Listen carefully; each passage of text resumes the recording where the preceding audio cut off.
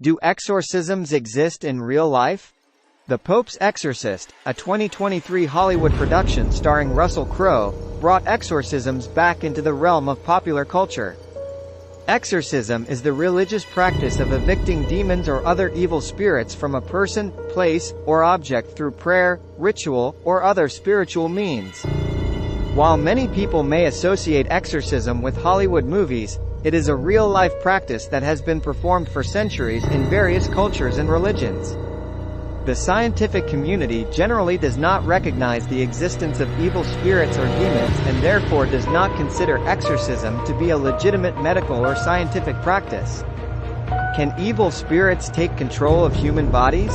Let's look at the following stories. 1. The Exorcism of Anneliese Michel.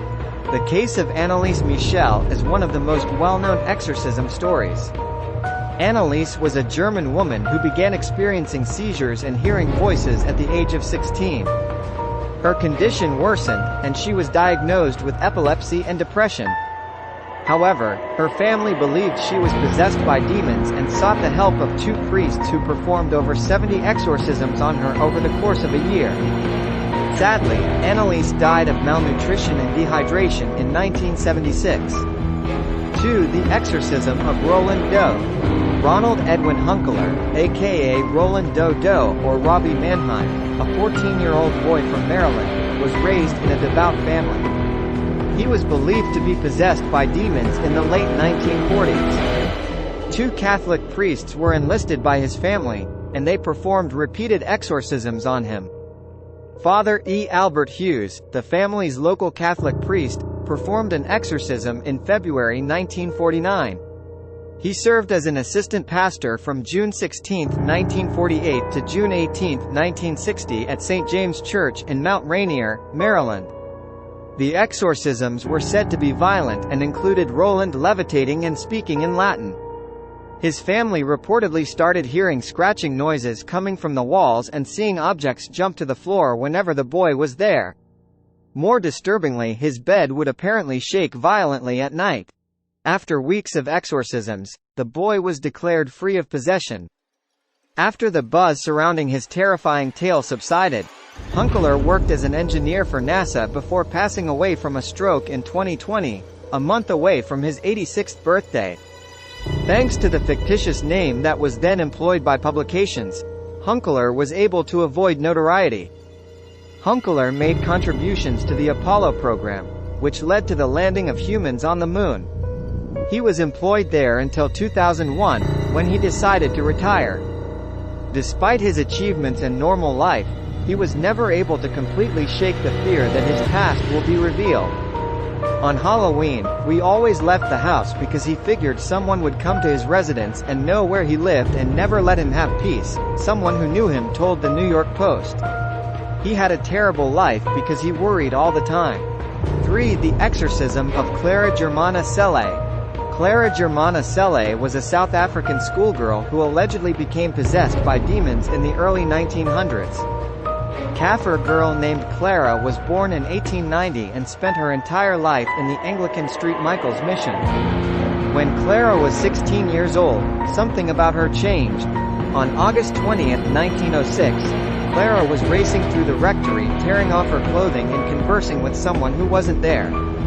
This is when it first attracted attention. Clara appeared to return to normal when she noticed a nun watching her, but she begged the nun to fetch Father Horner Erasmus because Satan was going to punish her for what she had done. Clara had apparently struck a pact with the devil himself. She reportedly possessed clairvoyant skills, the ability to levitate, the ability to speak multiple languages that she had never been taught, and the capacity to know details about the lives of others around her that she could not have known. When there was religious imagery present, she would make many animal noises at once, twisting her body in ways that were difficult for a human to accomplish. She would also become more hostile. When someone once asked Clara what spirit inhabited her, she replied in a strong male voice, "I am Satan."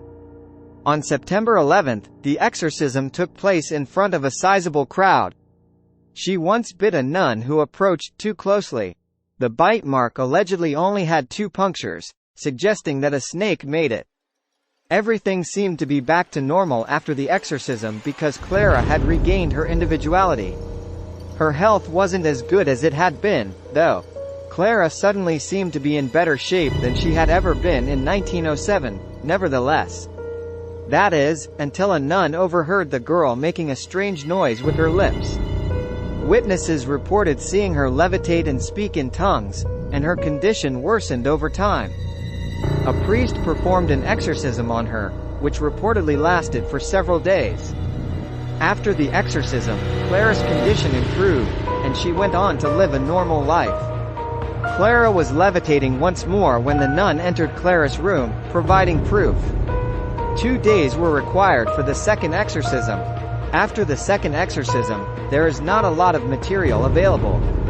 The girl reportedly appeared to be normal once more and led a life devoid of demons for about 6 years before passing away abruptly in 1912 at the age of 22 due to heart failure. 4. Exorcism of Michael Taylor. Michael Taylor was a British man who was believed to be possessed by demons in the 1970s. Christine Taylor, Michael Taylor's wife, made an accusation during a prayer group meeting that sparked the possession. Both her husband and Marie Robinson, the group's head, were charged with infidelity. Although they both denied the charge, this seems to have been the trigger for Taylor's outburst. He displayed erratic behavior and yelled profanities, leading some to surmise that he was evil-possessed. The members of the prayer group agreed to try an exorcism on Michael Taylor in response to this strange occurrence. They gathered around him to pray and quote scripture in an effort to expel whatever had gripped him. Unfortunately, none of their attempts seemed to be able to stop his violent outburst or restore his control over his own body and mind. The exorcisms were said to be violent and included Taylor biting the priest's finger and vomiting. Taylor was eventually declared free of possession, but when he went home, he murdered his wife and was later found wandering the streets. He was found not guilty in her murder by reason of insanity. He was sent to psychiatric hospital. 5. The exorcism of LaToya Ammons. LaToya Ammons was a woman from Indiana who claimed that she and her children were possessed by demons in 2011. She sought the help of 2 Catholic priests, who performed an exorcism on her and her children. They said the family's home was besieged by more than 200 demons. Their explanation made sense to Campbell and Ammons, they say, because it meshed with their Christian faith. Witnesses reported seeing the children levitate and speak in tongues during the exorcism. Over time, she and her children, aged 12, 9 and 8, became possessed. Their eyes would bulge, they'd shake and growl. Sons were taken to the hospital after one was inexplicably thrown in the house. While there, a nurse and a CPS, Child Protective Services, worker saw her sons walk backwards up a wall. After the exorcism, Ammons claimed that her family's condition had improved. Do exorcisms exist in real life? While these cases of exorcism may seem extreme, they illustrate the belief that some people have in the power of religious rituals to combat evil. It is important to note, however, that not all religious leaders believe in the effectiveness of exorcism and that medical and psychological interventions may be necessary in cases of mental illness or other conditions. Thank you for your support. Your support greatly motivates us.